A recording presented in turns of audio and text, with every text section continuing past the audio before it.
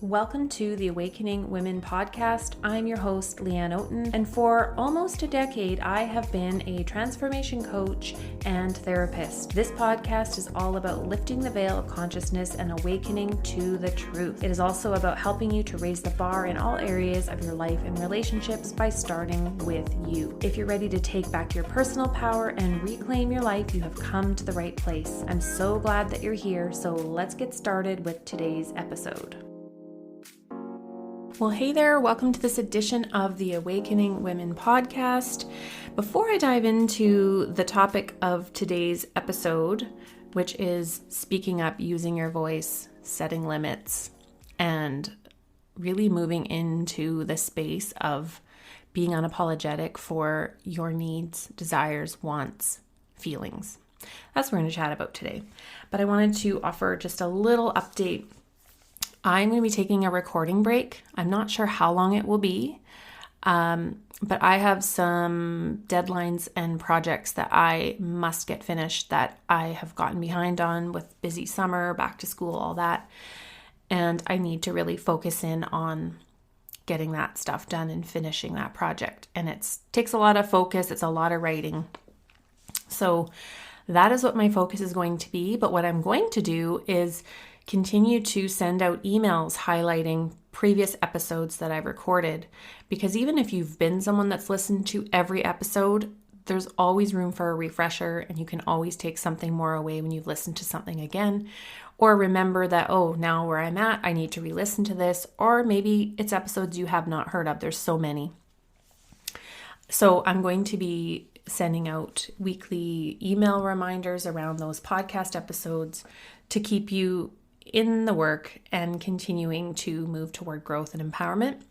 And as I said, I'm not sure when I will be back recording. It'll be once this project is done. So I need to focus. So I really had to look at what are all the things that take energy and time and focus away from that end goal and the project and things I need to be focused on. And the podcast is one of them. And being that there are so many episodes here already, it's going to give everyone an opportunity to go back and re-listen or listen to ones that you have not heard yet. So if you're not already on my email list and you want to be, and you want to get a hold of my free video, 5 mistakes to avoid before leaving a narcissistic relationship, you can head to the link in the show notes here, and that will take you to that video page. And you will also be on the email list as I'm sending out these podcast blast reminders and links to certain episodes that will pertain to you. So just make sure that you're on the list to get that. So what I wanted to chat about today, as I'm closing up this particular season of the episode, likely I'm thinking it's going to be, late fall by the time I am back at it again. I wanted to talk about something that's really important, and I know that it can be really difficult to live into this and move into this when you're in a relationship with someone who does not care about your boundaries, who you can tell them how you feel and it doesn't matter. It's like speaking to a wall or a tree. You might have better response talking to a tree, and it can feel hopeless and like you've lost your voice. But you haven't. It's just that you are speaking to someone who doesn't want to hear you, who doesn't care, who isn't able to hear you at times because of their own limitations. As I've said, I don't see narcissistic individuals as necessarily evil people, demon spawn, inhuman objects, right? They're wounded just as we all are, and their wounding comes through in abusive behavior, manipulation, extreme selfishness, cruelty, and the result is you're on an ongoing roller coaster of the highs of highs and the lowest of lows. So that's what you're experiencing in the situation, and there's no sense in trying to get someone to change, someone that has shown you that they are not interested in changing, or they're not capable, or they don't want to. And trying to make someone be anything other than what they are is a fruitless effort. It takes away from your own energy, your own life force, your ability to focus on your own goals and the things you need to do to make your plan to get out. So the longer you're focused on trying to see if he's going to change 5, 10, 15, 20 years later, yeah, you give it some time in a new relationship, sure, as long as there's no like severe toxic cycles and toxic behavior going on that's not workable, right? You give things time. But when this has been a pattern and it's ongoing and it's chaos and it's pain and it's all the highs and lows, the roller coaster, they're not going to change. And so the longer that you are focused in on, can they change? Are they a narcissist? Is it me? Maybe it is me. Maybe I'm the one that's at fault. Maybe I'm missing something. And you're constantly going in your own head, overanalyzing and trying to figure out what the hell is happening. You're taking attention away from where it needs to be. And that's the dangerous aspect of this, is that you're taking your attention away from your own health, how you're doing, what's going on with your body, how you're feeling mentally. Are you taking care of business and the things you need to be taken care of in your work life, career, business, finances, friendships, family, all those pieces? So it's taking focus away from that, including your children, right? Because it's taking so much focus away from where it needs to be. So this is really a message for you to realize that your inner voice, your feelings, what you need matter. And even though you're speaking to someone who is not going to be able to meet those needs and hear you, that doesn't make those needs and what you have to say and what you feel any less valid. You're just sharing it and asking for it to be met with the wrong person. That's the key. It's the wrong person. And so that's the part in this that I really wanted to reiterate, is that you're making these requests to someone who cannot meet you and cannot hear you and who cannot meet your needs. And what happens when we're in a situation where we feel like we can't speak up, then we carry this with us and it starts to come out through the body. It starts to come through our mental health, our ability to bounce back, our ability to be able to keep going and moving toward things becomes more difficult because we're drowning in the daily chaos. And we have to be able to look at the situation and realize, I'm actually sick, like I'm unwell from this. And this isn't about blame or, not taking ownership for our own decisions, because really we do have to do all of that.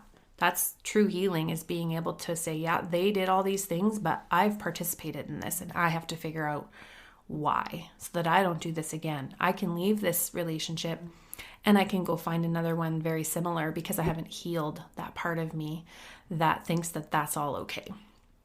That this roller coaster of highs and lows is normal. That feeling anxious and on edge and hurt in a relationship is just how it is. And so we go to the place of realizing how bad it has gotten, how unwell we are, and that it's on us to get well. And this is part of the process that we go through in my program and the cycle. And you can do the work on yourself to a degree, right? You're never going to get to your fully healed, self-actualized state in the relationship. Let's just be honest. That doesn't mean that you need to pack up everything and run out the door right now. In fact, that can be dangerous. That can lead you to ending up right back there again because you left unprepared or you didn't prepare for things that you need to prepare for. And that's why in my program, I outline all this in detail. We deal with the mental, emotional, physical, spiritual aspects, the money aspects, what you do on the other side, how to prepare emotionally for that crash and burn that happens on the other side. But before that, it is planning your exit. It is getting that strategy in place and getting yourself mentally, emotionally, physically, and spiritually aligned and ready and strong to make that choice. Because many women come in knowing they need to make a choice and a decision and a change, but they're not quite there yet. They're still caught in the fear and the push-pull back and forth of the relationship and self-destructive patterns that they need to move through. And we do that very carefully in the program, like recognizing that that is your reality. There's no, for someone to just tell you you've got to leave and get out when you're not fully in that place yet, it's not going to happen. That's like telling someone who is fully comfortable with their addiction, like drinking or smoking, you need to stop drinking. They're just going to maybe hide it from you or, not be honest about if they're using or not, but they're not going to change. So this is true for the narcissistic person, and it's true for you, that you need to get into an emotional space where you're ready to get honest with yourself. You're ready to do the hard work.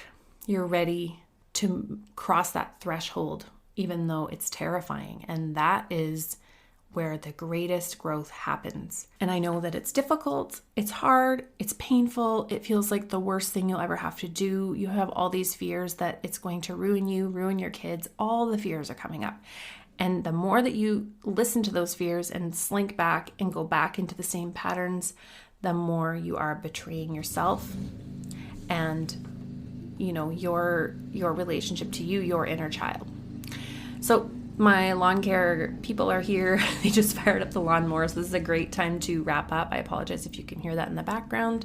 It's the final mow of the season. We're heading into fall right now for sure. Everything's changing over here in Canada. All the leaves are turning.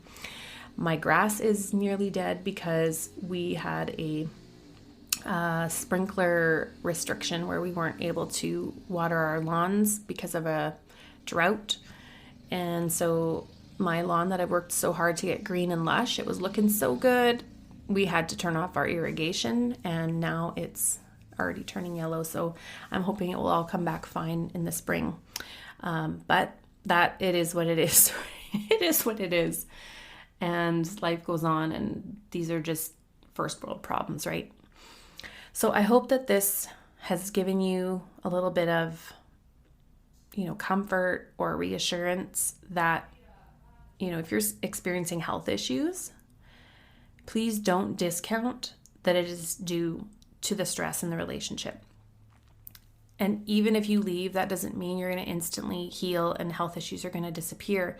But what I have learned from so many women I've worked with is that a lot of them do disappear.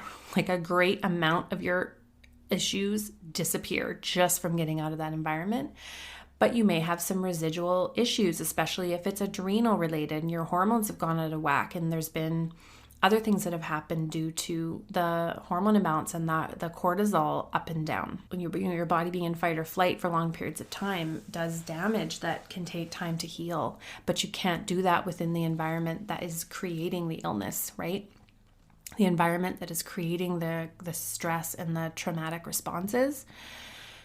You can't be in that and heal. So the only way to truly heal is to get out of the environment and make sure you don't get into another similar one on the other side. Because what I see with women and that can happen is due to the pain of leaving, they are just craving comfort, or the pain of being in a disconnected relationship for so long, not having any of their needs met. They're craving that attention and that love and even just, physical contact. And that's normal. It's normal for us to want those things.